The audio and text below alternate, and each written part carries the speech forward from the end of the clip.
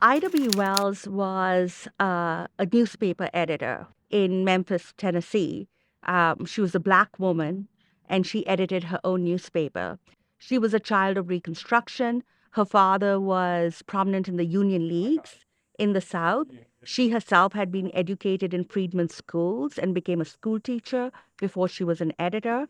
And what happened was that her friends, who actually had a grocery business in Memphis, they are lynched. So she wrote an editorial condemning this. Wednesday evening, May 24th, 1892. The city of Memphis was filled with excitement.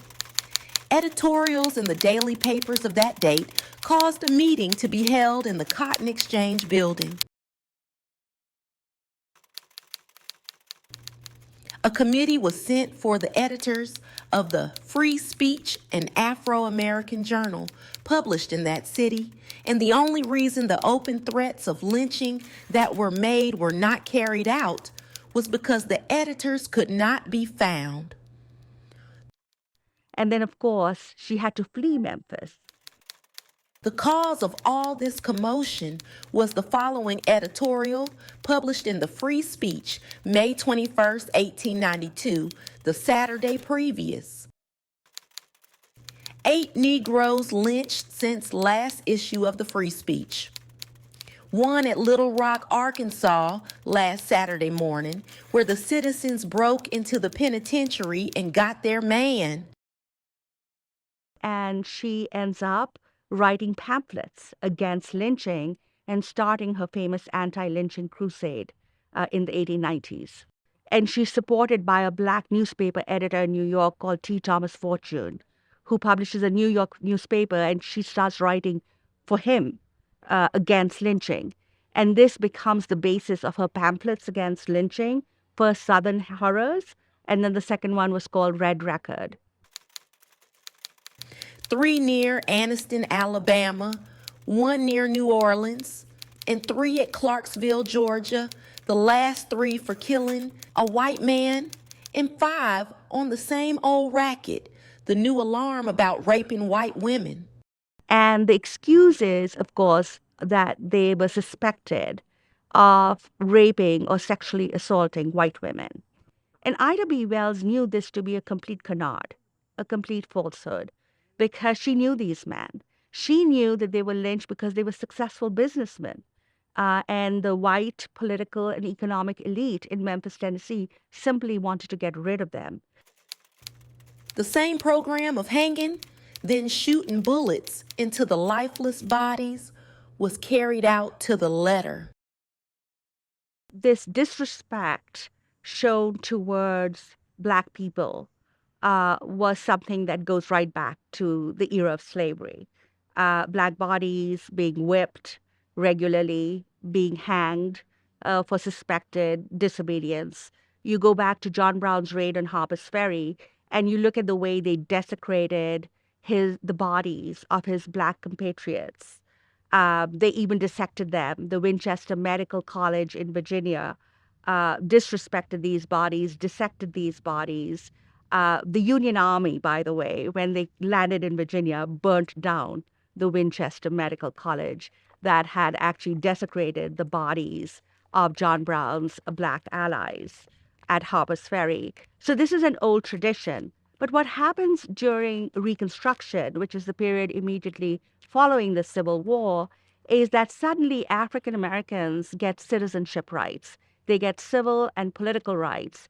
And for most Southerners, especially former Confederates, the idea of having African Americans as equal citizens in the Republic was just unimaginable. And they begin this sort of brutal campaign of racist terror against freed people. Nobody in this section of the country believes the old threadbare lie that Negro men rape white women. If Southern white men are not careful, they will overreach themselves and public sentiment will have a reaction. A conclusion will then be reached, which will be very damaging to the moral reputation of their women.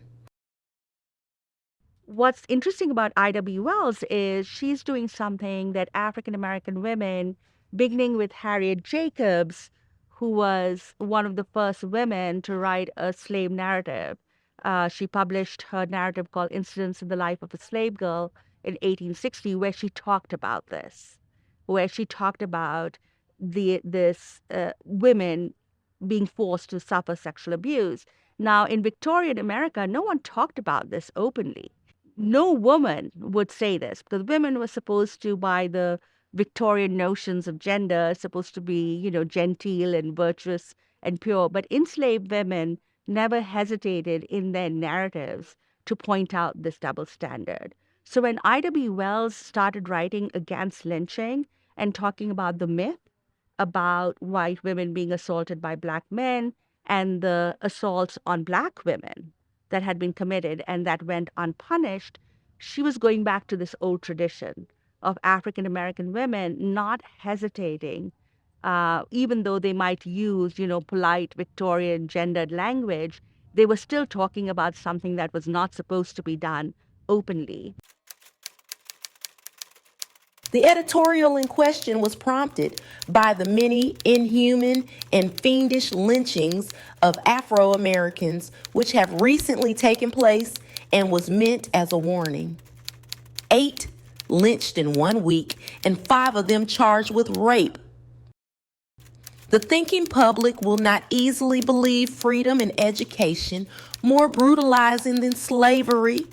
And the world knows that the crime of rape was unknown during 4 years of civil war, when the white women of the South were at the mercy of the race, which is all at once charged with being a bestial one. Since my business has been destroyed and I am in exile from home because of that editorial, the issue has been forced. And as the writer of it, I feel that the race and the public generally should have a statement of the facts as they exist. They will serve at the same time as a defense for the Afro American Samsons who suffer themselves to be betrayed by white Delilahs. But we do know that rape was an instrument of political violence against Black women, just as lynching was. And there were many instances that we know of the rape and assault of Black women. We can see that in the Freedmen's Bureau records, which was a federal government agency overseeing the transition from slavery to freedom after the Civil War. You can see them in congressional records of the Joint Committee on Reconstruction, where Black women came forward and gave testimony at times of being abused or assaulted. So we know that this did happen in the South. The miscegenation laws of the South only operate against the legitimate union of the races. They leave the white man free to seduce all the colored girls he can. But it is death to the colored man who yields to the force and advances of a similar attraction in white women. White men lynch the offending Afro American not because he is a despoiler of virtue, but because he succumbs to the smiles of white women. And so today, when, in the generation of Me Too, you can go back to these slave narratives. My students read them and they're sort of astounded that these women were so brave that already the 1850s and 1890s, they're writing about this and they're claiming that, there should be some justice, some accounting for this.